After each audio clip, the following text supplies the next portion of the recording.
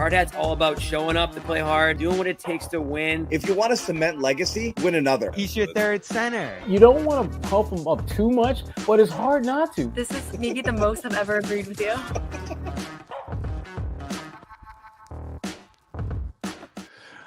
What's going on, guys? John Zannis, Bobby Manning. Garden Report style Saturday night. Celtics win their 8th straight, defeating the San Antonio Spurs 55-19 in, exactly that kind of game that you expected it to be. Celtics played with their food a little, didn't, weren't at their sharpest. Didn't really matter, really, at never any risk of losing this game. One of the things that happened tonight, Bobby, is they had their full starting lineup, which is something that's been rare. But the good news is Jayson Tatum, who a week ago we were worried had really, really hurt himself and could have something that he might have to deal with that could linger potentially through the end of the season, ends up missing a single game, comes back tonight. Looks like he didn't miss a beat. Looks like nothing ever happened. Jaylen Brown, that's a different story. We'll talk about Jaylen Brown again. A great Jrue Holiday game, obviously a huge Luke Kornet game. All of that's on the docket. And Noah is in San Antonio, so we'll be hearing from her, getting some reaction from the locker room back as well on the Celtics' 8th straight victory. Before we do any of that, we want to tell you the episode is brought to you by Prize Picks, the largest daily fantasy sports platform in all of North America. Download that Prize Picks app today. Use code CLNS. Get 50 instantly when you play 5. That's code CLNS on Prize Picks. Get 50 instantly when you play 5. Prize Picks, run your game. So let's get into it, Bobby. And I know you're going to want to start with Luke, but we'll spend a lot of time on Luke. But it's a big Luke Kornet game, and I don't think it's one of those like, oh, we got to wait till the end of the show to talk Luke. Definite difference maker tonight. So I'll throw it out there. Not only did he start, he finished 15 point. Not start. Not only did he play well, he finished the game 15.7 to 10. The rebounds, ridiculous. 16 rebounds, 7 of them offensive, 4 assists, plus 21 in 31 minutes. It's a lot of minutes in a game where you've got it. Again, you don't have Horford and you don't have Pritchard, so it wasn't a full lineup. It's still a crap ton of minutes for him to be playing in this game when you've got your entire starting 5. Yeah, Porzingis foul trouble too, and that's a major factor in the fourth quarter, where I was glad they got him in pretty quickly there. They let Porzingis go a couple more minutes, and then they got Luke back in there, and a couple more putbacks, a couple more nice plays there. The jump ball he forced on hands. Another physical game from Luke here, which is I'd say story of his season is just how much more physical he's been. Moved up to 21st in the league in offensive rebounds in this one with the 7 here. I saw that stat, Bobby, that he has the highest offensive rebound percentage rate in the league, or the percentage of his rebounds, something like that, about just how good he's been there. So again, how many of his total rebounds are offensive? Yeah, that's what I believe. He's been great, and it keeps getting better. The experience here. I feel like this might have been the best I've ever seen him play. Yeah, and I mean, there's probably some other contenders there, but his minutes were dominant. This wasn't just him enhancing the guys around him. This wasn't just him setting the screens like we always talk about. This was him scoring often on the roll. This was him making great passes out of tough positions.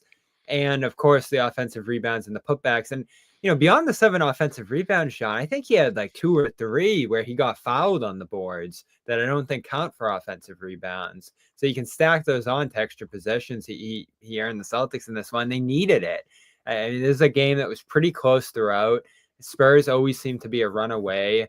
And they won his minutes by 20-something in this one? 21? That's big stuff, because this game was pretty close. This was like an 8, 9, 10-point game pretty much the whole way. Yeah, it was. It was. And again, the Spurs. And no Pritchard. No Pritchard, no Al. The Spurs, obviously, they have, no Wemby, and they have no Fox, and they have no Hope. So, and they had no big presence there. So I don't want to downplay what Luke did. I mean, Joe did what he should do. They had a mismatch there. At one point in the broadcast, Scalabrini said, I believe the exact quote was, "They really do not have an answer for Kornet," which is something, if somebody told you a year ago, 2 years ago, that would be said in a game broadcast and it would be accurate. You'd be like, okay, yeah, Bobby like the guest announcer? There's no way you would think that that's legit. And it was absolutely legit. It wasn't just, there was around that series, he just literally grabbed every offensive board. It's beyond physicality for me, Bobby. I don't know. His hands have Great got hands. so good. It's not that they were bad before or that they weren't good before. He's something changed on that end. Huge. One of my big Luke hangups was for a 7'2" guy constantly tapping out rebounds. Drove me insane. Yeah, and there was a game. There was a game earlier this season. He did that for a full year and a half. Well, while we're having these Luke Kornet debates, I'm like, he couldn't grab the boards because he's just tapping them out to people. He wouldn't go up strong and grab them. Now he's not just going up strong, like he's putting his hands in the right place, collecting them, which is what you're supposed to do when you're 7'2". You have a huge advantage already. How close you are to the ball to be able to high point it. You don't have to be a great leaper. You just got to grab that thing. And his timing and his hands are outrageously good right now. And it's not just on the grabs; it's on the putbacks and the tip-ins, and being able to like quickly shuffle a pass off to somebody else as soon as it touches that his Holiday hand. First one he got, yeah. He does that a lot now, and that was not part of his game. So physicality is one thing, but his hands are like, I'm so impressed by it right now. Like I said, his ability to grab it and to kind of get it where it needs to go, either back up, to the basket, or to tip it back, or to pass back. It's been amazing. He's become a legitimately phenomenal player. It's unreal. Like the passing, the screening, and now the rebounding combined, along with, if you're going to play him a decent amount of minutes, you're probably going to get 10, 12 points off the lobs. This guy is great. And, you heard Scal talking about it during the broadcast too. Like, are the Spurs watching this saying, ooh, we could use this guy in our front court?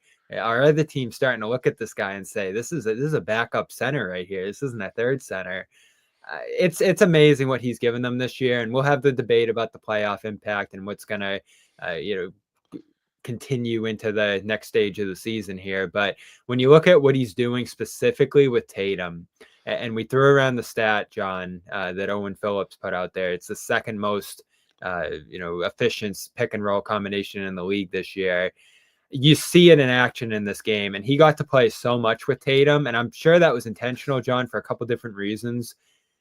They made magic happen off the ball. You saw how much space Tatum got to operate. You saw how much the pressure the defense was putting on Tatum allowed Kornet to get on the offensive rebounds. Like, they were running off-ball screens for Tatum with Kornet all game long, and that was bringing over another defender and letting Tatum kick out to shooters. That was bringing up the defenders and allowing Kornet to get offensive rebounds, or it was just freeing Tatum to score himself. And so you're starting to wonder here, is this something you have to use in the playoffs? Like, is this something you have to get to here? Even if you're giving up a little bit on defense or whatever other weaknesses Luke has, the pick and roll game with Tatum right now is lethal. Like, it's not like it is. You can throw these words around, but it's not hyperbole. Luke's been legitimately great. It is. It's funny because, like, as good as Porzingis is, the Porzingis minutes haven't been great for them. The Luke minutes have been great for them. I think those are skewed a little bit because oftentimes those come in the second quarter against bench teams, and right. They've had that chemistry. And Tatum and that bench mob has had a thing going for a little while now. But right, they've taken it to another level here, where it's a legit weapon, and you want to go to it earlier. And so it's really interesting when you do go to that. You want to make sure that those two are on the court at the same time. And if Tatum's gonna, depending on how the rotations are going to be, if Tatum's playing an entire first quarter, that means you got to work Luke into the mix in that first quarter there. And that's, an interesting, change with how you would do things, especially if you're starting single big with KP in there and Horford comes in. Playing three big. I think that means you're just going to be playing a lot of double bigs throughout the playoffs because you're going to want to get Luke in there. And I think Luke's minutes are going to come not at the expense of Horford's minutes. They're going to come at the expense of like Hauser's minutes, where they're just going to have more double big lineups out there, with a wing or two wings and a point guard. And that's who's going to lose it. And I think Luke absolutely slides into that equation. Of course, different teams, different matchups, they might play it different ways, but yeah, it's beyond a nice little surprise and a little thing that you're and by the way, those double Yeah. big looks, Porzingis Kornet now at plus 23, Yeah. Horford Kornet now at plus 13. Yeah. So they're dominating in those groups, especially defensively. And you saw down the stretch, they closed Kornet Porzingis, right, with Brown off the floor. They really started stealing off the paint. And so you get extra offensive rebounding pressure. It's a good look. This is where you had a beautiful divergence. We'll tell you about it in just a little bit. Where you've got Bobby's agendas and John's agendas crashing into each other. I'll tell you what I'm talking about in just 1 minute. But first off, I do want to tell you we are here in the Garden Report situation, the bracket, and we are now down to the Elite Eight. And right now we are running, as you can see in the, I think it's in the chat, we have put up one poll. We are in the phenomenal region. It's a 1-4 matchup. It's a bake-off. Bobby. It's vegan I wonder brownies if Luke's play is going to influence this side of the bracket. Yeah, we're going to have that too, because that's coming up. Damn it, Amit versus Luke's 20 million is next. Blame Pie right now is taking vegan brownie, is doing what it should do with Noah's vegan brownies in this in this Elite Eight Bake Off right now. Brownies and Blame Pie. It's not particularly close, but we want you to go ahead and vote. The winners will be announced, I think, heading into I think that's Sunday. There's a 6:00 game, might be Washington. I think that's the last one. That'll be your finals there, but we're going to let that poll run and announce a winner on Monday, the day that the NCAA tournament ends. But right now it's 1 versus 4. We're also going to vote on Damn It Amit versus Luke's 20 million in the second half of this show. Both of them are available on Twitter too, so you can go in there and vote. If you really feel strongly about one of these, use your burners, vote a bunch on Twitter, go ahead, have fun. But that's what we got going on right now.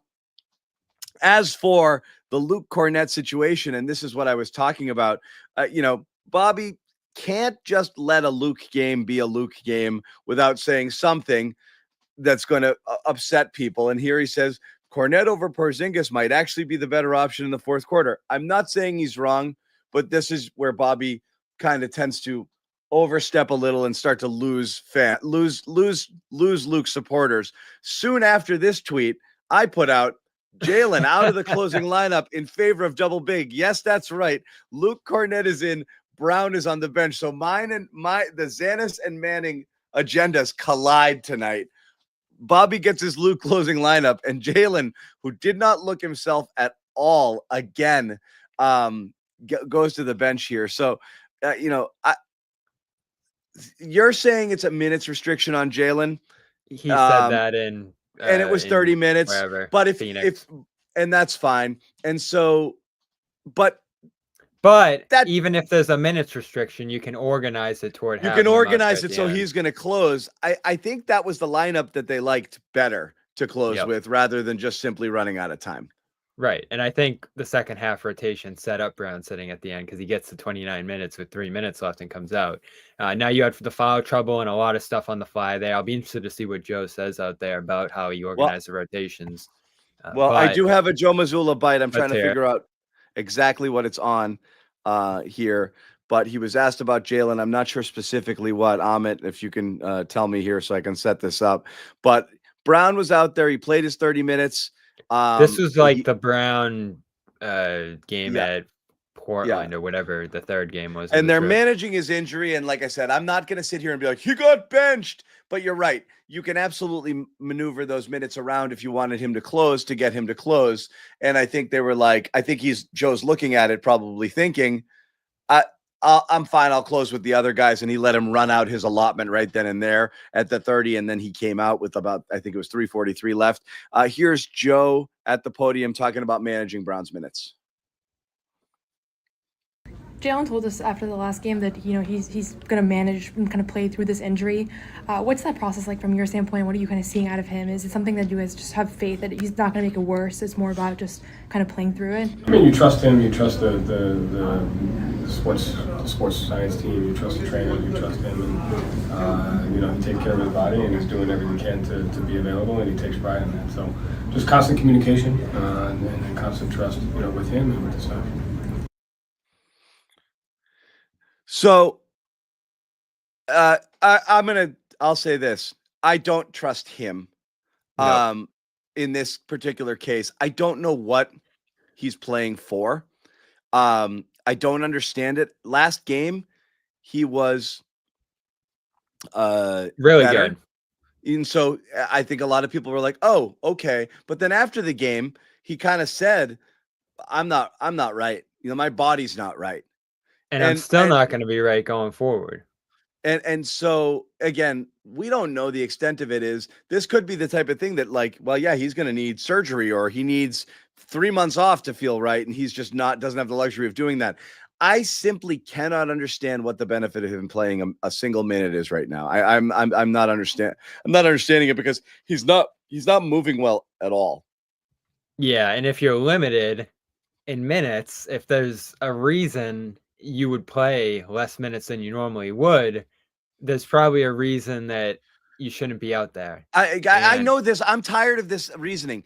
If Jaylen Brown is playing himself out of all NBA the way he's playing right now, rather than I got to my 65 and I'm going to make it. Like, if this is really the reason, this is insane. And the Celtics have to step in and stop. Like, if he could, we don't know what the injury is, but if he could benefit from some rest, he shouldn't be playing. If he can't, and it's going to be the same no matter what, then it is what it is. Yeah. And again, this conversation always gets very baffling for me, and it has been with Holiday at times this year, White when he came back from one game off with the foot sprain midway through the year. I don't get why they just push through, especially when there isn't a need to. And when Joe talks about it, it's a lot of, he wants to make himself available and he wants to, I guess, be the leader, whatever it is. To me, it's hard to ignore the All-NBA thing, just given how much he has to play and how much time's left here and how quickly he pushed back from the last absence after giving it, I think 3-4 games there. And the fact that he doesn't look right and just can't get involved, John, I think that's the big thing. He's not involved a ton when he's out there. The 9 shots in this one, the very limited 9 points. Exactly. First game back. Against Phoenix, he got to be super involved, but Tatum was out. So that was pretty natural. But when they've both been out there together, the Sacramento game I'm thinking of, actually, I think, and then this one, he's been extremely limited, and you see him struggling too. That first shot he took where he fell to the ground, he took a long time to get up, and then there was one later in the game. He's stretching it out. It's very visual how much he's struggling out there. You can really see it, and to me, with 0 left to play for, I know there's a rhythm thing, I know there's a ramp up thing, John, but this is the time right here. You could play a little bit later in the schedule when the games matter a little less. Maybe you can get into the flow of things. I guess the other thing you're looking at here too is the amount of time the starters have played together, which we opened up the show with, and maybe they're trying to squeeze that in right now, and then they'll just completely rest everyone over the last 2-3 games. I don't know what their plan is here, big picture, but to me right now, it just looks like he shouldn't be out there. It looks like he's struggling. It looks like it's hurting him, and maybe it's not something that rest will heal, but it can't be something that rest hurts. I mean, you sit out, there's no risk. And this is the time to do it when there's just absolutely nothing to play for. I can't understand it. It's getting a little frustrating watching it. And then this frustrates me too. I respect, your opinion, Judah, but I'm sorry. I don't get the nothing to see here thing. Like, the KP illness was weird, but I don't think there was panic there. JT's ankle was, holy crap, let's hope it's not bad. We're watching Jaylen Brown move way worse than he moves normally. I mean, you have to be blind to not see it. Like, you can say, oh, he's just holding back, or maybe he'll be fine, or I think he'll be fine. It's wishful thinking. Currently, you're looking at him and it looks really bad. it looked better against Phoenix, and a lot of people were like, breath of fresh air. And then he looked really bad again tonight. So, and then he says he's not going to be right. So he's telling you he's not right. So I don't understand the nothing to see here part of this. You can see it. When it goes away, everyone will be like, oh, thank God that's gone. Like if Tatum played tonight and was gimping around, we'd be saying, what the fuck is he doing out there? You know, but he didn't. He looked fine. Brown does not look fine. He doesn't look fine. Yeah, it puzzles me. And again, when I've asked guys this year, the sentiment is taking a ton of time off isn't going to necessarily heal what guys are going through. But when there's a golden opportunity and there's no reason to play right now, and there's 3 weeks until the playoffs, that feels like a good amount of time to get off your feet and not push it and not just play through pain. And that's what he's clearly doing right now. And he said as such. And I guess part of it too, John, the 3 things I've heard when it comes to that rest versus rust thing, you need to be ready to play the 40 minutes in the playoffs when it comes. So you have to do it before the playoffs come to be prepared to do it. You have to be ready to play through this kind of stuff in the playoffs. So it is kind of practice right now, playing through that pain and just seeing how you react and what you can do and what you can't do. So I understand it to that degree, but doing it every night. I mean, again, there's 8 games left now. Maybe there's some sort of management plan. There's one back-to-back as well. And maybe they're targeting certain days to get all these guys out of the mix right now. And these handful of games have been to get them one last burst of playing together, because they've certainly needed that too. But when he's talking pretty openly about how much he's struggling, and when we're seeing it like this, maybe it's not dangerous, but it just doesn't seem wise to push through the way he is. That's how all I can characterize it. Right. It's the only because it just doesn't seem helpful. Like who's gaining from this right now? I don't know at all. And so even if you take the all NBA angle, you're right, John. He's not helping himself get into the mix. Yeah, he's not. He's not. I really don't know. I don't know what's going on behind it. I know people does not have incentives either, Zannis there. Yeah. So there's no money reason to do it. Yeah, who knows? And it could be one step forward, one step back. It could be an overreaction. It could just be he's got to play through it. There's no explanation for why it felt good after Phoenix and not good after or didn't look good in this game. So I'm not entirely sure. I just do wish the Celtics would take it out of his hands a little bit here. I would hate to think that it is the 65 game thing, which everybody assumes that it is, but I don't really know. I would say of like throughout the course of the year, and you can attest to this. I haven't had a lot of panic. Around the team, I found that stretch, in January or around that time where they were playing that 500 ball or whatever it was, that 24 game stretch there where they weren't great, to be annoying, and that you didn't want it to linger. But that's so far in the rearview mirror, the way they're playing. They've really leveled up and started to look like the Celtics again. This is the only thing right now that would be giving you the teeniest bit of pause entering the playoffs, because you're getting great stuff from Luke. You're still getting stuff from Pritchard. And now you've got what you assume, reasonably good health from White, Holiday, Porzingis, and then this Brown thing's the only thing here, right? Everyone in the chat saying, why don't you? There was just a full session after Phoenix of him talking about this. You guys got to go back and watch. He talked pretty openly about how much he's struggling with this, how much he's trying to manage it. He's telling you. So we're not saying anything weird here. He flat out said, I'm not 100% trying to manage it on a minutes restriction. It doesn't feel great. I don't feel great. He's telling you. Again, there's a balance here. We said it with Tatum too, with the ankle. You don't want to just sit down for 3 weeks and do nothing. That's harmful too. But there is a balance here, and I'll give them the benefit of the doubt, John. Maybe he's going to miss Monday's game in Memphis or Wednesday against the Heat. There's a lot of opportunities for rest down the stretch, but right now it just doesn't look helpful, him playing and pushing through it. And there's a minutes limit. So there's clearly something near it that he can't play through to a certain degree. And that's it. Every conversation you're having about the Celtics right now is based on winning a title and nothing else. Can they still get to a championship with a 50-60% Jaylen Brown? Sure, but it's harder. That's the thing, is you had to do it last year without Porzingis, and things fell your way. Other teams had all injuries to other players as well, and you were much better than the field. Much, much, much better. It's a little bit tighter this year. I mean, at least with Cleveland, I think Indiana's playing great right now, even though they got drilled by OKC.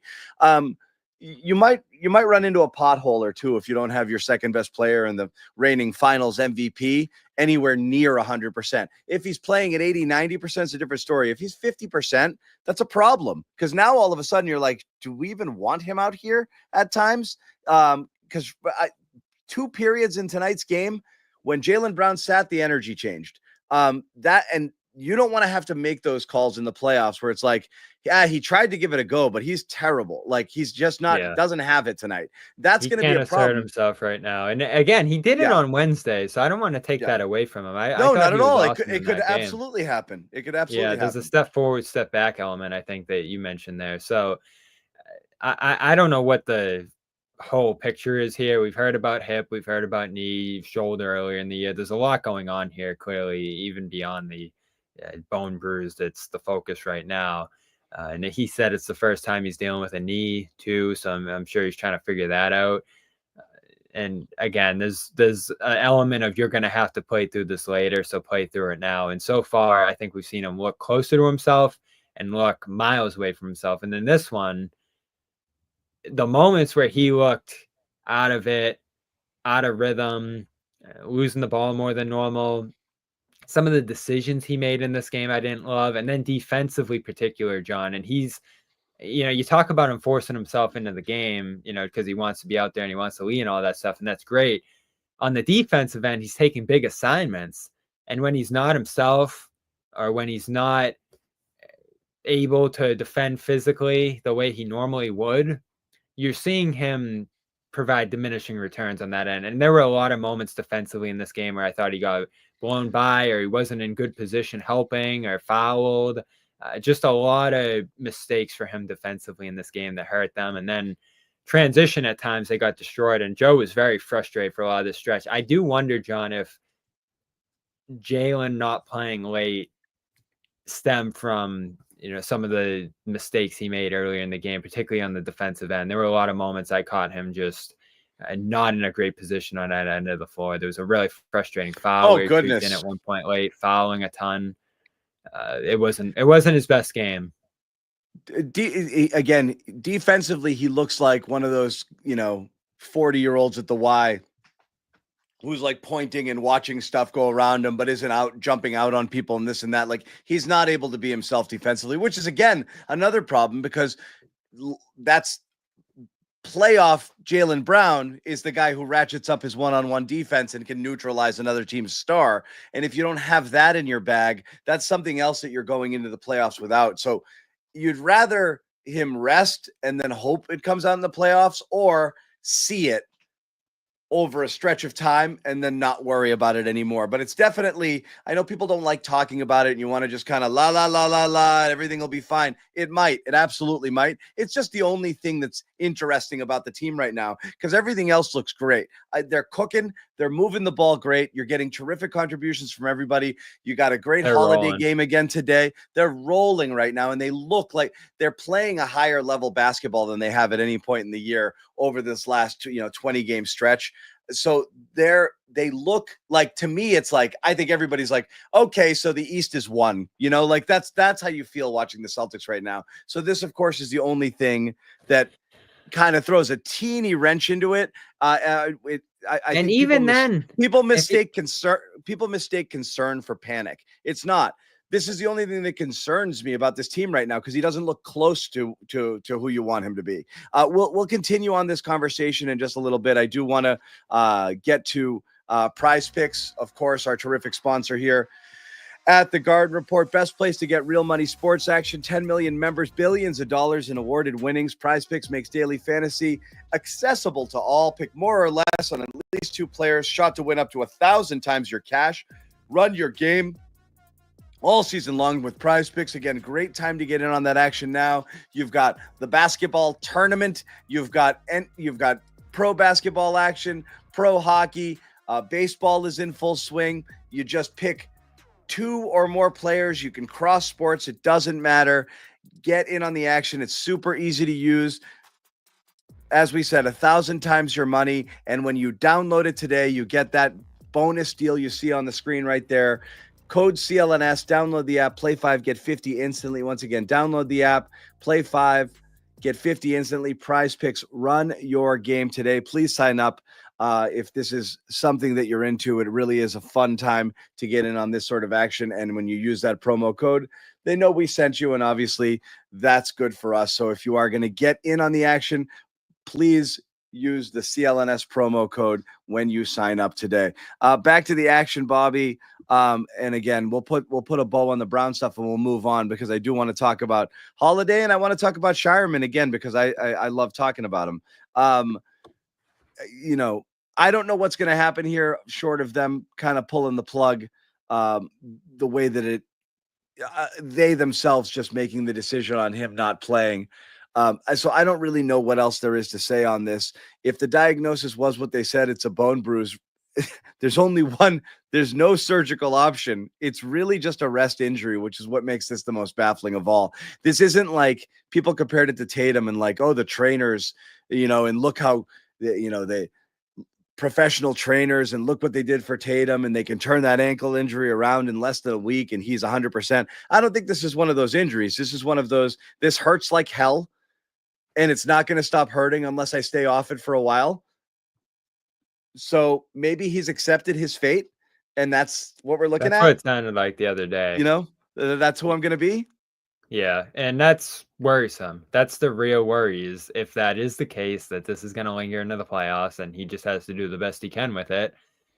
He's not going to be the same guy. And I think he's been good this year, John, but he hasn't been the same guy we saw last year. And I think health is a big part of that. And, maybe some shooting declines in certain spots.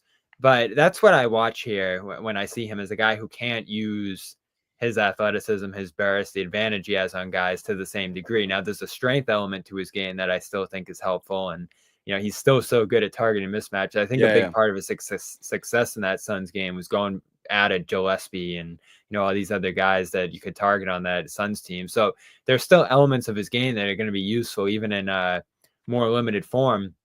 But one thing I looked at when I was looking at the numbers the other day, John, is just how much he's down from a transition standpoint. And this team's way down with the pace this year. He was like 3rd in transition possessions per game last year with like 6. And he's down by like 2 or 3 off that this year. He's still the team leader by far in terms of getting them out on the break. But he's way down individually over how much he got out on the run last year. And I was even just looking at like him running full court and comparing it to some of the film of him running in transition early this year. And you just see, you mentioned it a couple of shows ago, him being a little more hunched over, him looking a little more slow, him not being able to reach the basket, in full stride there, and having to slow down and be a little bit more methodical. And I thought you saw that in this game too. To some degree, it's good, him playing a little more methodical, him having to read things a little bit, him playing more like a playmaker.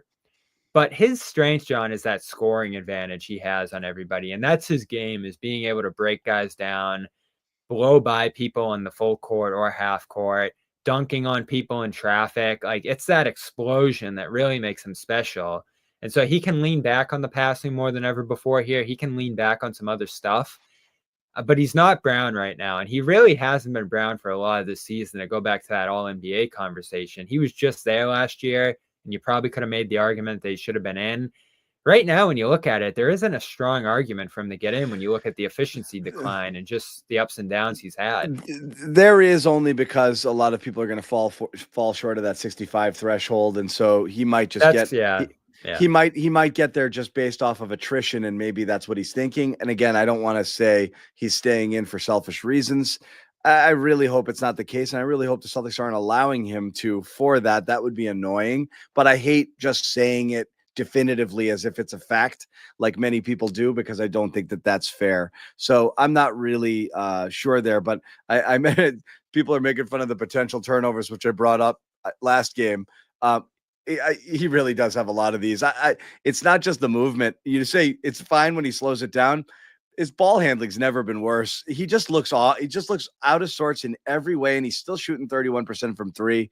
So everything's a little off here. What you would hope for is, well, he's just he's that physical presence, and he's their best athlete. And when you take that away from him and the other stuff's not going great, it's not great. It's not great. So real quick, I want to jump back in here, and we'll pivot off of Jaylen, because I know people don't love talking about that, but we've got a barn burner here. Amit, what do we have right now? What are we looking at? This might be the last best chance to beat Amit before the championship. Amit, what's the poll say? What do we got? It's close, I'm being told. It's close. 55. Amit's in here. Damn it, Amit is hanging on. And again, this was an upset. This is a 7 seed that came through. Knocked out a 2. Trying to take down the 3. Damn it, Amit. A lot of people have this as the sleeper pick here. Damn Damn it, Amit. Vote on it now. Both of these polls will be live on Twitter, and they will stay live all the way through to the next game on Monday. So it's not over. You have a chance to tip the scales, even if it's overwhelming here. I hope Amit's running a fair race here. We need. Yeah, Luke. exactly. Yeah, exactly. So we'll see what happens there. But yeah, vote here on the Garden Report if you like, and it's this one's a good contest here. Damn it, Amit versus Luke's 20 million. I figured after a good Luke game, maybe he would get it, but who knows? Moving along, here. I did want to talk about Holiday. I know it's one game, and I don't want to do the small sample sizes thing, nor do I want to take a victory lap and be like, I told you he'd be fine, because he could go 0 for 5 from 3 over the next 4 games, and this won't matter. In fact, we've already done this once before, where he did have a good shooting game and then had a stretch of 2 or 3 cold ones again. I'm still just going to keep saying that I don't know if the shots are going to fall consistently, or he's going to get back to that 40+% clip. It's simply an eye test thing. When I watch Jrue Holiday, I don't see a different player than I saw last year, minus some of the results just haven't been as favorable. And this was one of those where, again, when the ball's going in the basket, you feel a lot better about him, especially when he's knocking down those corner threes, because they were money last year. Yeah, and this is his job more nights than not, knocking down the shots, taking advantage of some mismatches, and just taking the opportunities that get thrown his way. I do feel like the Spurs gave him a lot of opportunities, whether it was the matchup or the shots that they were giving up there, and he has to be aggressive in those moments. And 12 shots, you don't hate that. I know they don't hate that too. It's interesting too, John. They got Memphis coming up on Monday, and that was that pivotal moment for him early in the year where he got ignored and really struggled to take advantage of it.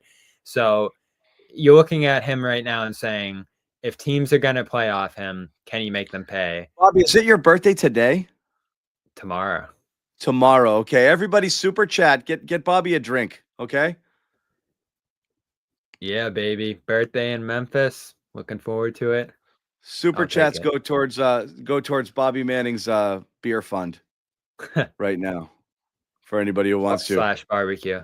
But yeah, this thank you, Nick. This is a good development. And I'm not down on Holiday, John. I'm just going off what I've seen. And it hasn't been great this year. But more recently, even with the finger, we've seen a lot of great games. And this was great. The first half, he was on pace for like 30-something in this game, and it slowed down a little bit in the second. But that answer, John, can he make teams pay? It's yes. He can back guys down. He can attack smaller guys in the post. He can hit a 3. We know that. But so I think it's not like he lost these abilities. He's just more inconsistent this year. But he's moving well to me. Like, he doesn't look like a reduced player. He doesn't look like he's gone off a cliff. But the shot hasn't been there. It's been very frustrating. Yeah, I haven't seen too much defensive regression this year from him. I feel like that's more than anything what's going to be there come playoff time, when he ramps it up and turns up the intensity on that and the urgency, and he gets bigger matchups too. The worry, I guess, is if you're throwing him against the Giannis's, and we got to talk about that too, that the Bucks are looming a little bit in round 2. But when you throw him against those kind of centers or bigger matchups or guys who are just going to give him a beating out there, that's where I worry about him breaking down a little bit. And that's where the shooting struggles, I bet, John, really stem from. The knee, the shoulder, all the stuff he dealt with early in the year that really took him down percentage-wise through his worst stretch of the season. So just like Brown, I think a lot of the struggles have been physical this year for him. And, he's talked about mental too, coming back from the long run and all that and the exhaustion, whatever else. So for him, has he reached a point where he just feels good physically, where he feels good? The playoffs are looming here. There's not a lot of games left that don't matter. He's ready to go. I could see him, John, being a guy who's like, let's get to the playoffs. Let's get to the real games here, because he's just so far into his career, John. He's been through it too many times. So it's just something I have an eye on. Like you said earlier, what could derail this team? What could cause this team to not win? And his shooting's there. You look at it, but I'm not thinking he forgot how to shoot. And this game is one of many recently that shows that. Right. Yeah. It's just like I said, he looked good. It's not just the shot falling, because I think that's fickle, and you really just can't say, well, they went in today, everything is solved, because it's been bad all year. It's the command presence that he had, where it just looks like he's in control, and and I say, I'm watching him and I just don't see a guy who's moving. I mean, there's so different. much to his game, John, too. You have the point guard abilities, you have the post up ability, you have the shooting. At times I felt like they've underutilized his versatility. Like, just put him in the corner, and if he makes shots, he's good. If he doesn't, he's bad. I think that's the worst way to use a guy, especially a guy who has so much more to his game. And the tough part is there's so many guys here. And what you start thinking about too, coming up on the playoffs, John, with the starting lineup struggling a little bit and all these different moving pieces, guys in and out of the lineup. What does this look like when everybody's healthy, when everybody's available? Who's playing, who's not, who's being used, who's not. And it is still so weird that starting lineup with Holiday, White, Tatum, Brown, and Porzingis is losing their minutes this year. I haven't looked at what it is after tonight, but it came in like a minus 1.7. And I think, between Holiday struggles, Brown struggles, Porzingis trying to figure out where he fits all in on this. And they've used Porzingis a lot more this year, and I think that's probably hurt some other guys' usage. What's that going to look like come playoff time? Because obviously, John, the most likely answer there is Jrue's just not going to do a lot on offense.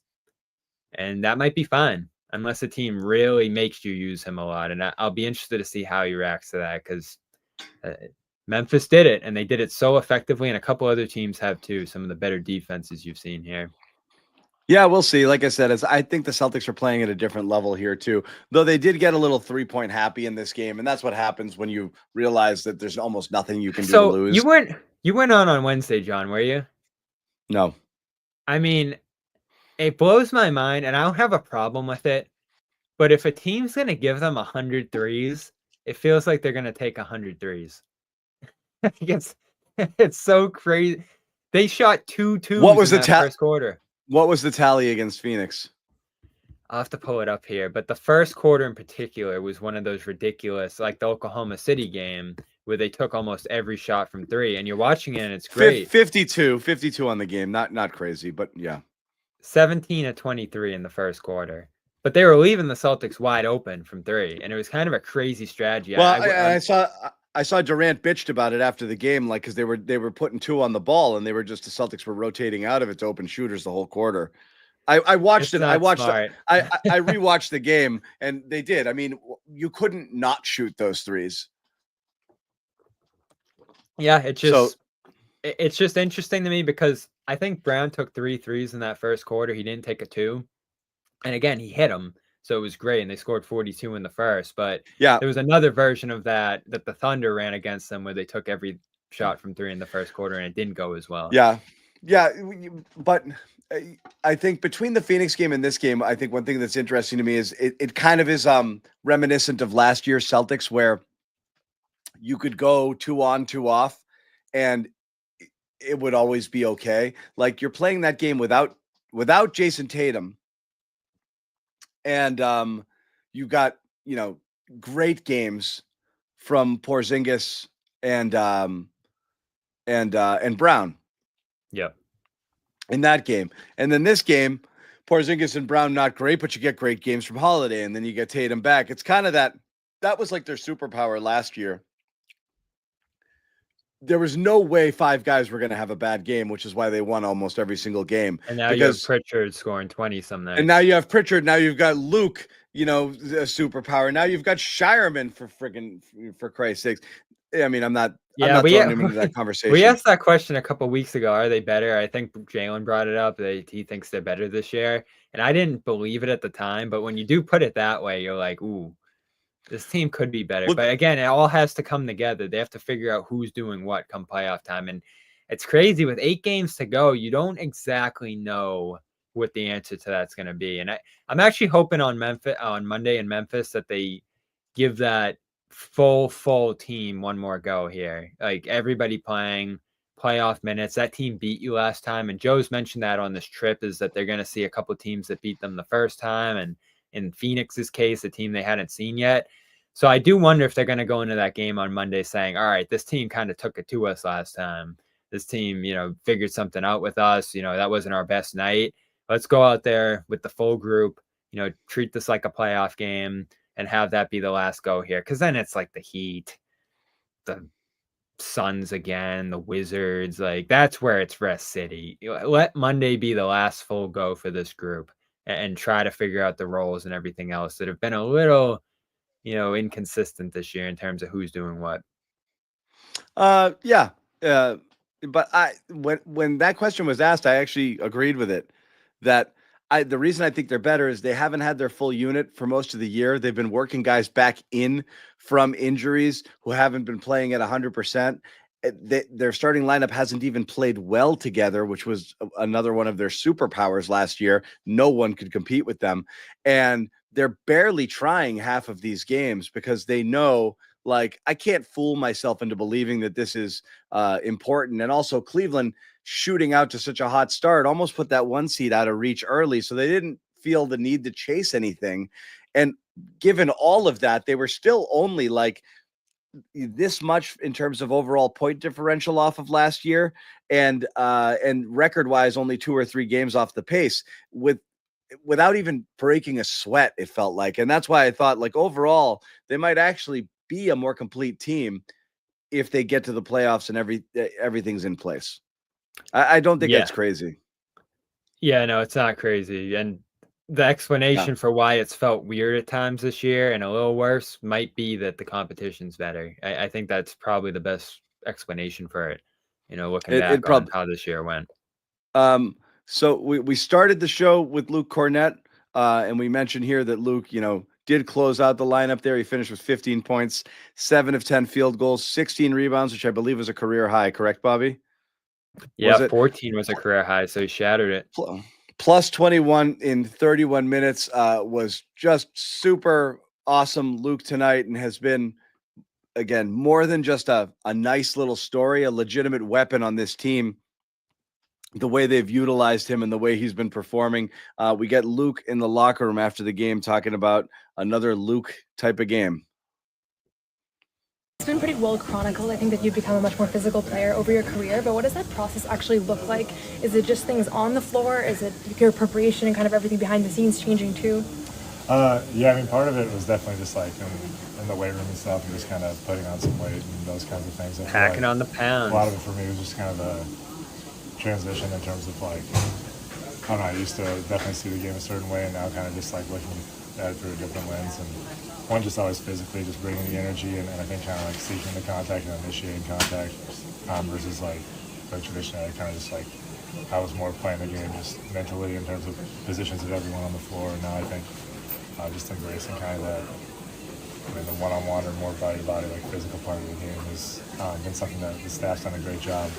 I mean, Emil, like Charles, who I worked with in years past too, is I think just great for helping me just kind of adapt to that and see that more, and just start kind of viewing the game in that way. And I think it's just the thing that really helps our guys too. And whether it's like screening or the offensive rebounding part and being able to give guys different shots, but just trying to sort of bring all that competitive mindset and energy just into that role, and then trying to figure it out from there. So again, Bobby, I said it earlier in the show, but I'm going to come back to it. Yeah, getting a little bit stronger, playing with more physicality is great. Again, I'd say the number one knock on Luke in the chat was, you're going to be 7 feet tall, friggin' act like it, play like it. Well, and you in a want game him to shoot threes, John. No, Bobby, I don't want him to shoot threes, but since you can't do nuance, that's how you're going to interpret it. I don't know what would be the harm in him every once in a while, like Al Horford, popping out and being an available threat, since I don't think his shot is terrible. He can shoot free throws. He used to shoot threes. He doesn't need to shoot threes, but wouldn't it be better if he could? Sure, whatever. That's not the point. The point is, if you're 7 feet tall, grab the rebound, don't tap the rebound. If you're 7 feet tall, like when you get it down low, power it up, go for the dunk, get the putback, do the things 7-footers do. He wasn't doing enough of those. So the whole point was, what am I playing a big man who's not playing like a big man for? And also that was also why there might have been more questions, like, why wouldn't he shoot a little bit more? Because he's not a classic big. He's playing more like a classic big in the pick and roll, as a lob threat, on the offensive glass, on the putbacks. Like, that's big man stuff. That wasn't there before. So it's a total... Yeah, it's totally different. As crazy as it sounds, that he's filling the Rob role on this team now, and he's kind of doing a better version of it with the stability and the reliability, and because he's smarter, and he plays the angles better. He knows when to attack better. He finds seams and spots on his spot on the floor better. And that's his whole game. And that's Rob's with straight verticality. Luke's anticipation is great. His anticipation on the boards is great. You can see him reading the shot and reading where it's going to go, as opposed to Rob, who would just jump straight up and try to reach wherever it was. Rob had some uncanny. Rob was uncanny in that way too. He could go out and get it, but Luke's done a really good job at that. But the difference this year is, again, he's grabbing it, he's putting it back, he's doing those things. He's grabbing it, collecting quickly, and getting back up again. And that wasn't what he was doing before at all. So that's what was frustrating about him. Is like, why are we playing a 7-footer who doesn't play like a 7-footer? Yeah, and even the positions he puts himself into and makes himself available, that's where the scoring's coming from, like playing the back line behind a defense that's going to close in on Tatum when he gets to the basket. There was a great alley-oop where Tatum just got the ball off an offensive rebound, drove, and knew where Luke was going to be, and Luke knew where he needed to be for... It was pretty much a no-look alley-oop that Tatum threw. He just right up and bang. So that's a nice element for them to have right now against certain defenses. And, as much as you praise Tatum's ability to read the defense, John, and how far his passing's come, and we should talk a little bit about that tonight too, because it's just out of this world right now. Luke's complimenting that so well, because it's like, all right, what kind of screen am I going to set against the way they're covering Tatum? Where are we going to try to get Tatum the ball? I'm going to make sure he gets it clean there. His whole job, and it's great you get the 15 points and the 16 rebounds and whatever else here, but his whole job really is just to get Tatum open.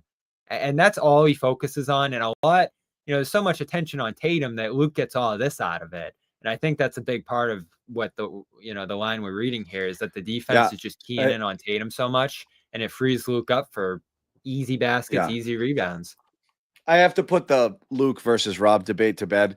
Guys, no, sorry. Like, Rob Williams metrics when he was on the court and off the court, both in terms of what the team's offensive rating was and defensive rating was the best in the league. You're going to be telling people in 20 years, John, they're not going to believe it. They're going to be like, who's Rob Williams? Exactly. So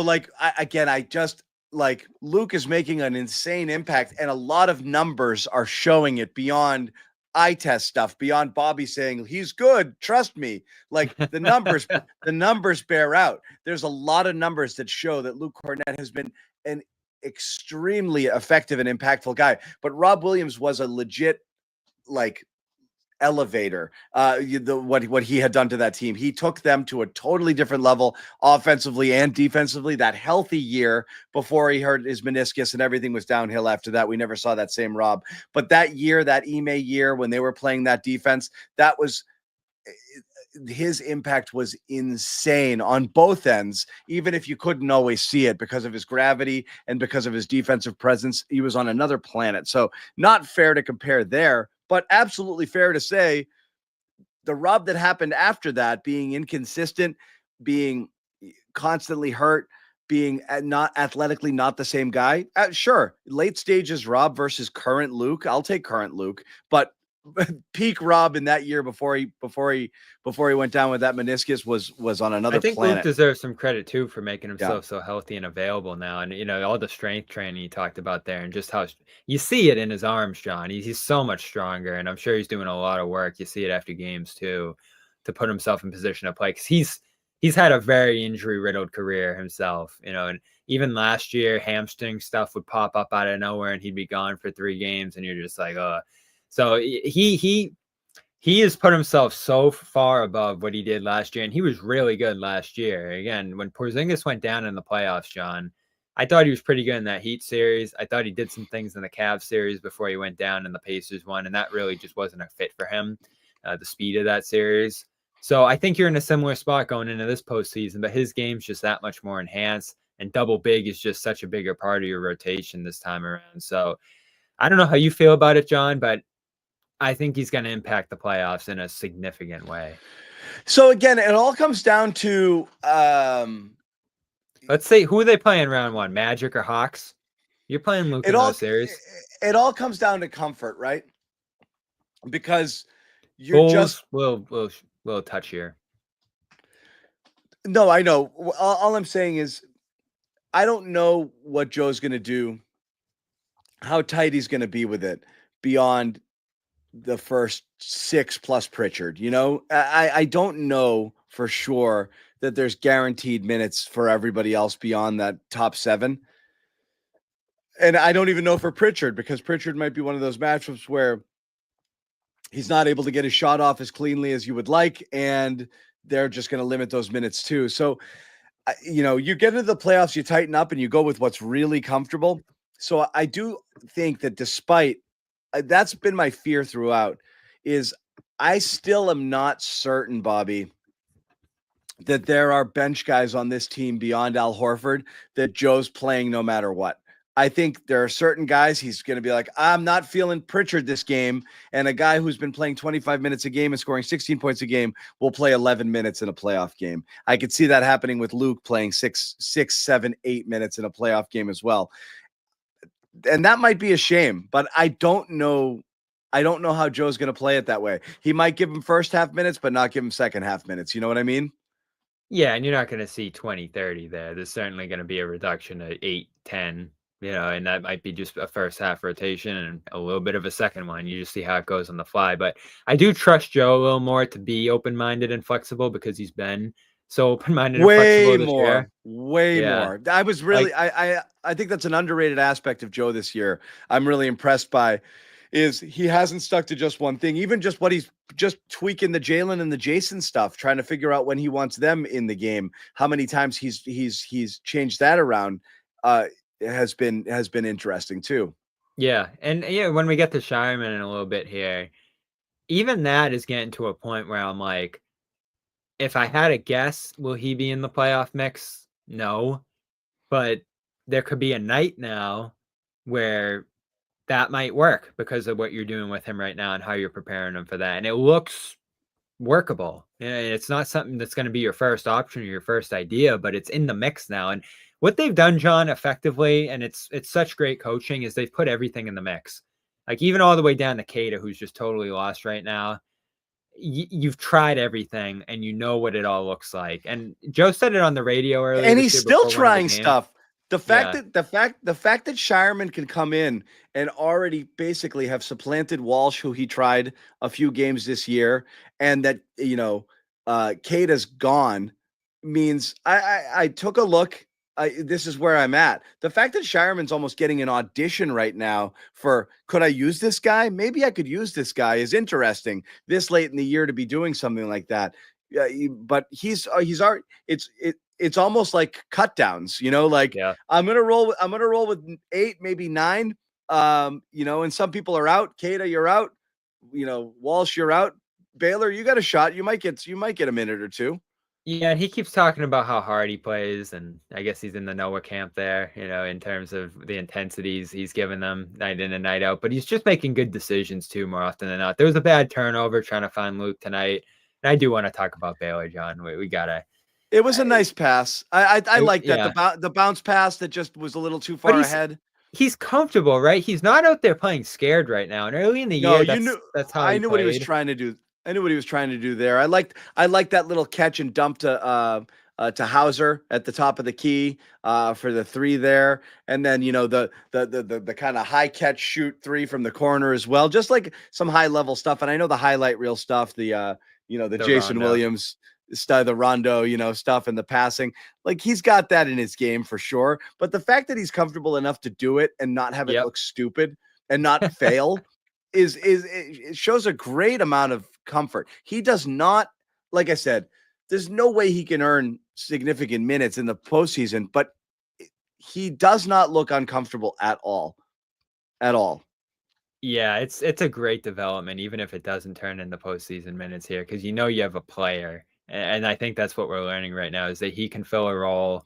He can be a player in this league, and he's stringing them together. And that's the cool part is, Joe's going to different stuff every night and matchups and this and that. And it didn't even say like you're going to see some trade-off between Shireman and Walsh here. They're going to try both those guys that could go back and forth. No, Shireman's in the mix right now. He's playing every night. He's playing a significant role almost First every quarter night. minutes. First quarter minutes. He's part of that rotation. And tonight you had Brown, Tatum, and Hauser. So you could have phased them out here and just played those guys, but you went to Hauser and Shireman together. Well, without Pritchard, you brought him into that rotation instead of. And so the that's Luke interesting Hauser, because the Luke Hauser Pritchard sub out. That's you went with Shireman in right, Pritchard's and that place. was really interesting to me because we read in Fisher's piece this week that they're almost starting to look at Shireman a little bit as could this guy fill in the that backcourt depth at that point where it would be like White. Pritchard, is he my 2? Shireman. Yeah. Is he in that guard mix with those guys? And that's a skill set, right? He's a guard. He's a guy who can do stuff with the ball. So this thing's going in a really interesting direction. It's crazy that we weren't even thinking about this guy a month ago, and he's this involved right now, and we'll see where it goes. We will see where it goes. Jayson Tatum, we have not spoken a lot about him, but he was a big story coming in because we didn't know, Bobby, a week ago. I mean, that's as upset as we've seen Jayson Tatum. That's as hurt as he's looked. That's, again, he hobbled off on his own. He was, eating and laughing and all of those good signs after the game. So it didn't seem that bad, but yeah. So it didn't seem terrible, but he did, again, he didn't look like somebody working his way back from injury. He just looked like he normally looks. The 3-pointer didn't fall, but again, it was one of those nights where the game was moving in slow motion for him. He's making all the right reads, the passes, the rim reads, all of that stuff was great. Here's Tatum after the game. Locked up in March, but you're still winning most of your games. What's kind of the mindset of knowing that, maybe you're not going to necessarily make the number 1 seed, but you still don't want to come out flat any of these games? Just controlling what we can control. We're not worried about anything else, but besides us playing great basketball every single night, following the game plan and whatever, we're trying to, attack or achieve. Don't do that. We're challenging ourselves right now. So we missed them. Whatever game is in. Yeah, we did he freeze? That. Did he freeze? Yeah. No, that was it. And I don't think he said anything. Yeah. Oh, well, he did a lot. Cut it out. He did a lot. It's in my brain. Yeah, it's so funny. I don't really care what he says. No, it threw me because I was like, where's that coming from? But again, that's a few, sort of thing there. Cause I mean, we were screaming, Bobby, you're as worried as I've ever seen you when he was warming up to play in that Phoenix game. Like, what are they doing? And he didn't play, but he probably could have. I mean, he was fine. He's fine. I mean, we were like the rest of the season, maybe a little bit time into the first round. How is he ready to go 2 days later? It's unreal. Well, because we were thinking he's legitimately sprained it, and so you're thinking of the 1 to 2 week sort of sprain. So do you It was think like, he all just right, didn't sprain it? who knows? I don't know what happened, but it was in a place where he could play that Phoenix game, and they said, what are we doing here? Let's just be a little careful. And he was talking about Yeah. that too. So same as Brown. I'm interested to see how it progresses, how he manages it. I'm sure he's dealing with some pain, John, that he's just playing through, and that's part of it. So do they have the planned nights off? Do they have, minute restrictions that they want these guys held to in certain spots? Clearly tonight, he pretty much went his full allotment here, and he looked like himself. So that's what you're worried about there. And he passed all the checks here. So 2 guys with injuries that looked like that significant at this point in the season wasn't ideal.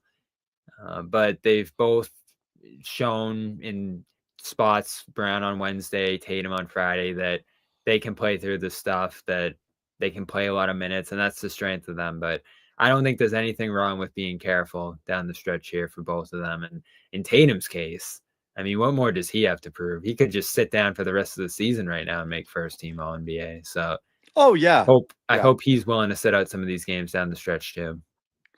yeah. And also, I just want to keep seeing more Shireman because I find it entertaining.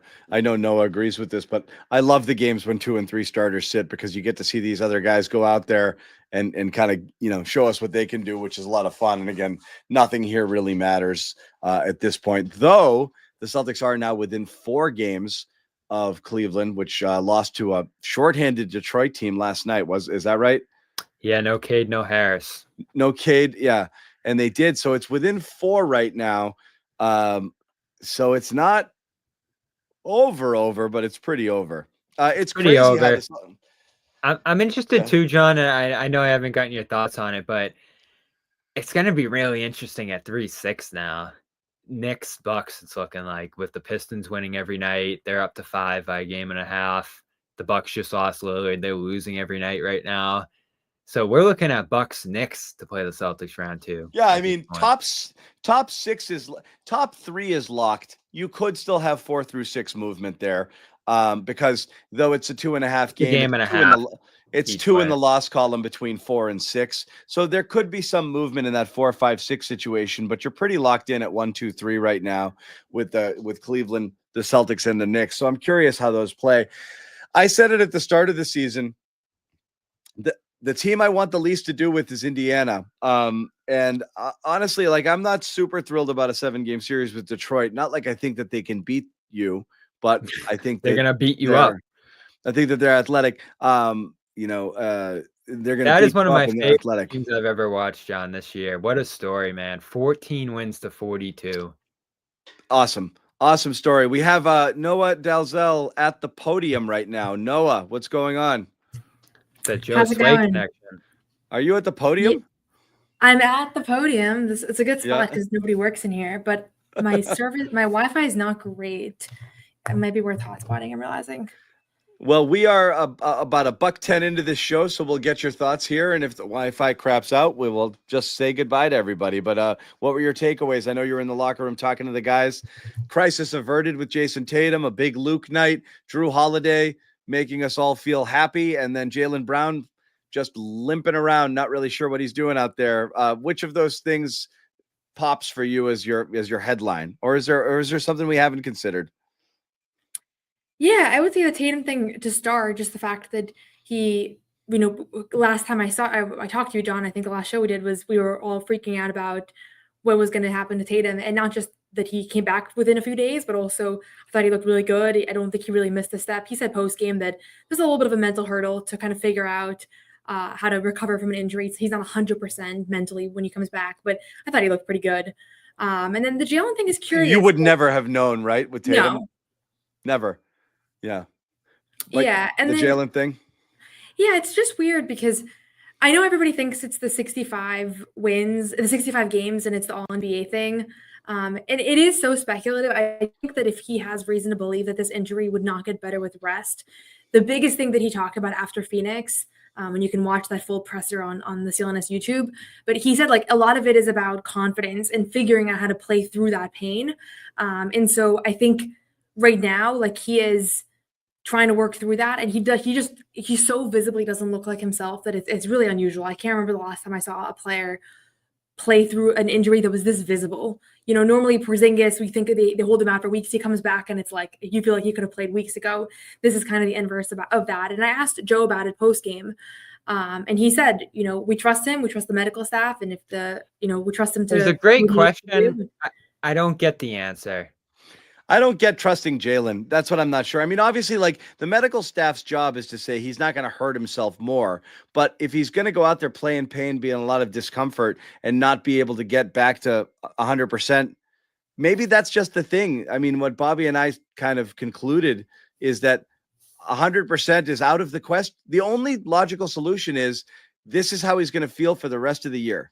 And 100% is out the window. And this might be one on, one off based on how he's feeling and how much pain he's going through in a game, which means you could be in a 7-game series and have a game like Phoenix and then a game like this. And that's just going to be how it's going to be. And so maybe he's accepted it and he's just trying to learn to play through it. It's the only logical thing I can think of. I can't believe he'd be jeopardizing their playoff success for the 65. I think it's I think people jumping to that conclusion, everyone thinks it and says it definitively. I think that's kind of silly. I would think hate it's a factor. I would hate if that were the case. But I'm leaning towards the other, that I think he's just accepted this is what it's going to be like. So I got to just learn to live with it. And that's what it sounded like after Phoenix. Like he really said, it's I asked him what the hardest part has been of the injury. And he said just the mental part, the confidence, like figuring out how to be all aligned when you don't feel like yourself. Like he might have to do things differently. The biggest question for me as someone who is not a medical expert, obviously, is why is a bone bruise something that we're just accepting as an inevitable thing that's going to plague him through the playoffs? Like you would think that would get better. So I don't know. I don't know enough about the injury. With rest. And it's so ridiculous to me. And again, I get that there's a part of this that's you have to be ready and prepared to play through pain in the playoffs. Like there's things you don't play through in the regular season and there's things you play through in the playoffs. And that's just how it goes. And they're in a position right now where they have time on their side, where there's zero stakes. Him sitting out won't hurt them in any tangible way. And there's no way that it can hurt his recovery. Like him sitting out right now can only help. And maybe, like I said, Noah, there's a plan in place over the last 8 here to get him X number of games off. There's a minute restriction and there's no chance of him harming himself more. But he's not helping himself by pushing through in terms of a healing. Like there's no way it can help to push through this every night. So that's what's frustrating to watch, is that it just doesn't look great. And there's a massive golden opportunity. This is the advantage you have over the rest of the league right now, is you're not playing for seeding. You're not in a spot where you need to earn a playoff position. You mostly know how to play off each other. I know there's some little stuff you have to work out here. So just rest. Like, why are you trusting Jaylen? I don't understand that by Joe. You have to think of the bigger picture. Yeah, and the medical staff too. I don't think he has full. I don't think he's going rogue here by playing. I was curious if Joe would say like this is not the kind of injury that he's going to worsen, but he didn't say that. But that's kind of why I was asking, because I don't know the injury, right? So we don't really know what the parameters are. But I've said this before. That's my biggest concern about this team heading into the postseason. Like you have to be really encouraged by the fact that everybody is playing really well right now. It seems like they're clicking. They're playing championship level basketball. Like they've won. They're 13-1 in March, and it's really reminding me of last year, where even though the games didn't matter, they were playing championship level basketball. And you're seeing that right now. And all the pieces are coming together. Jrue Holiday's hitting a stride. I think Tatum's playing the best basketball of his career right now. So there's a lot to feel really good about. Not to mention the fact that Cleveland's lost like 5 of 8, which I don't know what to make of that. I haven't watched those games in full, but it's just another weird wrinkle here as we head into the postseason. So if there's something to worry about, it's that. And that's why I think it's a worthwhile thing to think about, because he is so important. Like at the end of the day, he's I don't know who they are if he's playing at 50% or 60% or even 70%, right? Because of everything that he does. It's not just the scoring, it's the defense, it's his explosiveness, it's the way he can set the tone. And I think last year he was so instrumental to that playoff run. And maybe they can get away with it because maybe other guys will have better playoff runs than they did last year. Like I've said this a million times, I think that what makes this team so special is that you don't need everybody to be at their best. You need like 7 of your 9 guys or whatever it is. And maybe Tatum's going to have a crazy playoff run and it's not going to matter. Who knows?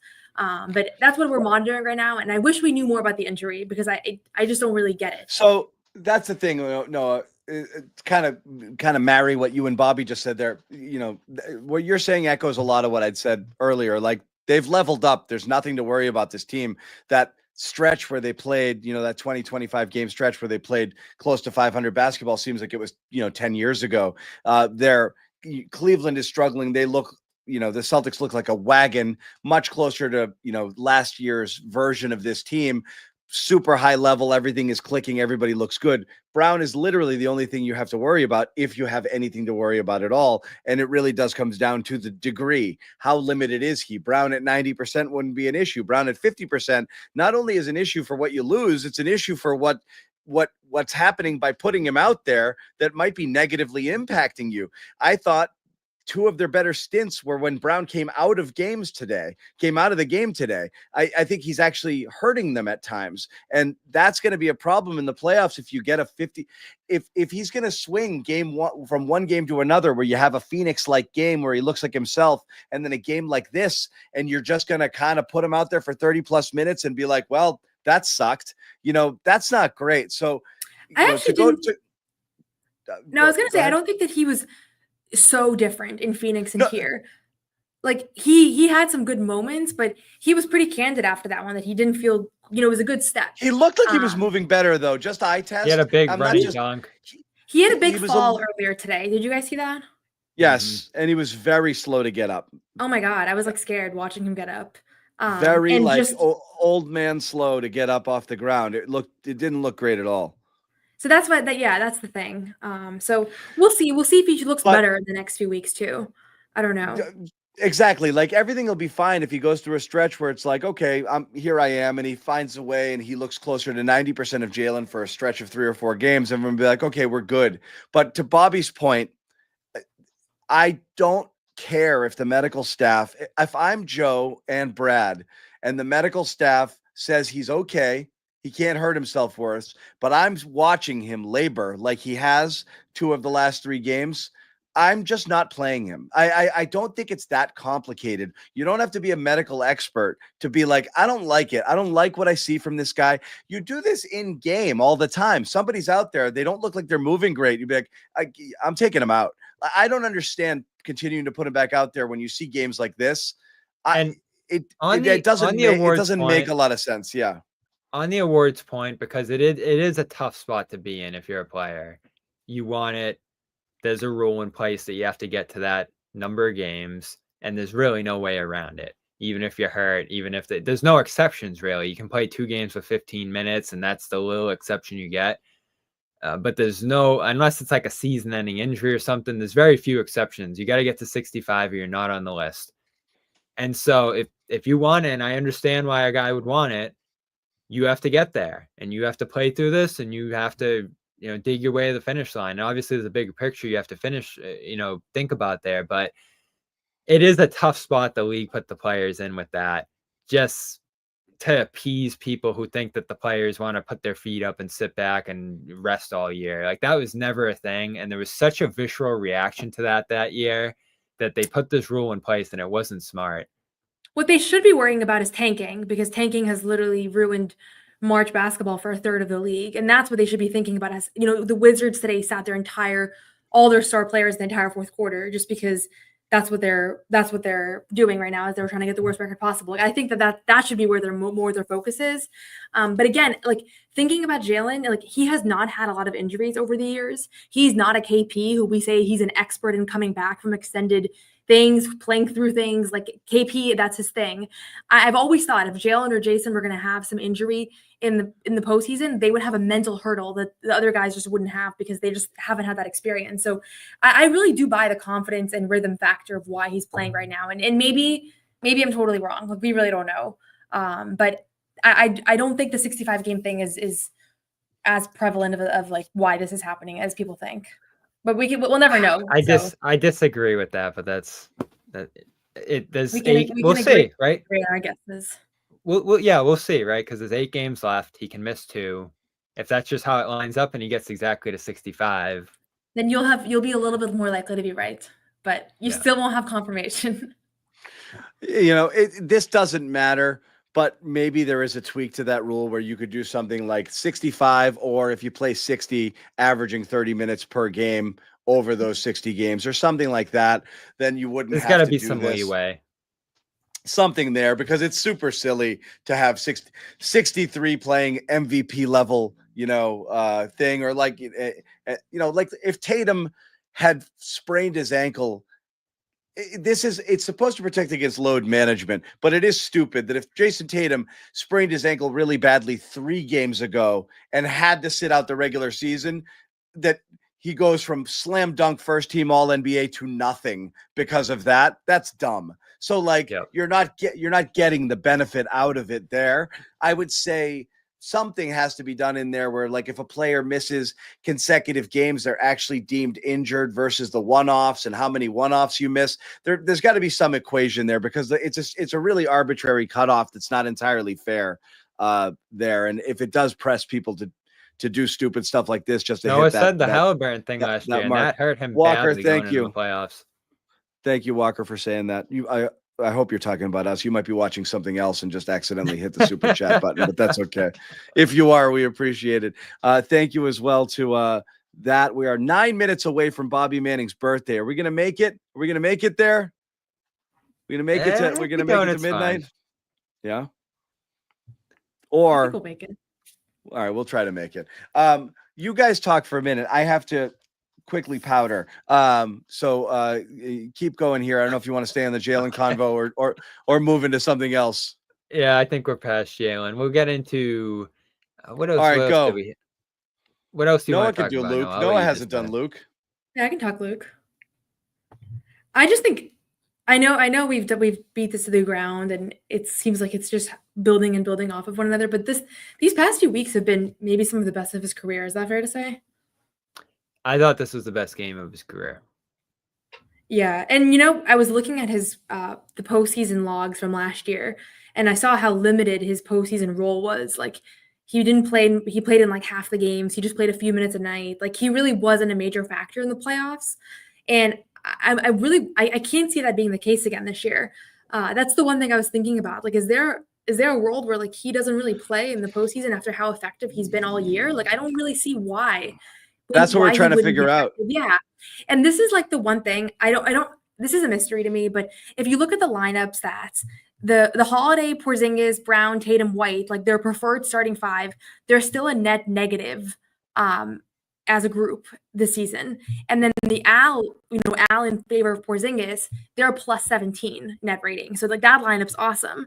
And then when you throw Luke in there, like with Peyton and Sam, that lineup's also awesome. So I keep thinking to myself, and even tonight I felt like sometimes there's just too much talent. Yeah, there's too much talent in that starting 5. Like with Porzingis, there's too many guys that are primary scorers, like almost not enough connectors. And like I like Luke with the starting 5 the same way that I like Al. Like, he brings something that they just don't have.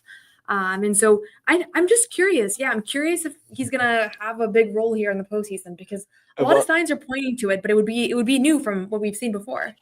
Well, no, what I was saying earlier, tell me if you agree, is it's, I think you're locked 1 through 7, even though Pritchard's minutes aren't necessarily guaranteed if it's a matchup where they think he's struggling to get a shot off, or there's athletic disadvantages or a size issue there.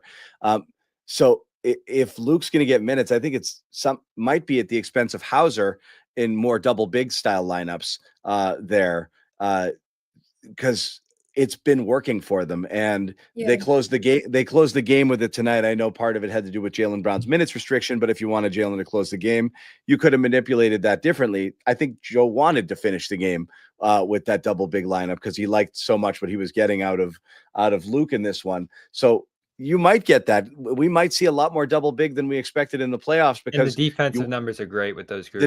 The defensive numbers are outstanding. You want to be able to protect the rim there. Luke is, as he mentioned in the post-game comments with the questions that you asked him, kind of showing a little bit more physicality this year, and they need that and they want that. And there's enough scoring everywhere else, and also just that. The pick and roll offense and the 2-man game that he's running with Tatum is a legitimate weapon. It's not just this, nice little thing that you can get in the few minutes that he plays. It's actually something you want to try to replicate it. Yeah. You want to try to exploit, and you're not getting it from other places. So you almost have to try to force the minutes because of the benefit that you're getting off of them. And I think that's going to result in probably more Luke minutes than we expect.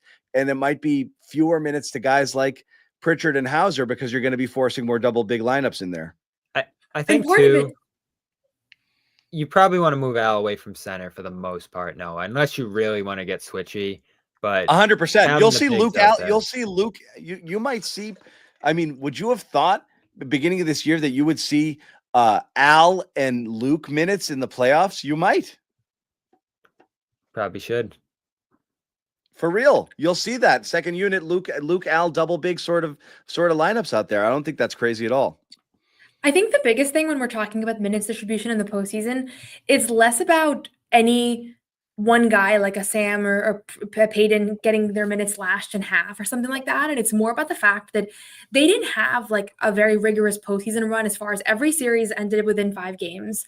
Like they never had to play crazy minutes. Most of their games weren't, you didn't see Al playing like 40 minutes a night. So because, you might have multiple 7-game series this time around. And I think it's just good to have another guy that can take the load off of Al, off of KP, even off of like Jaylen. We're talking about his injuries, Tatum, who knows? Like, I just think it's a little bit more of an insurance thing too than necessarily cutting the rotation, because you just don't want those top guys to have as heavy of a load as they might otherwise have. And I don't expect that it's going to be 5. I mean, we were talking about it from like a travel standpoint. Like we didn't have to go back to one city last year. Every that city was the best. Yeah. So everybody loved that. So I just expect it to be harder this time around. And maybe it won't be, but I just expect it to. So the fact that you have a guy who really wasn't much of a factor in the playoffs last year, poised to potentially be a big factor is a big deal. My twins still ask me today that if the Celtics lose tonight, do you have to go back to Dallas?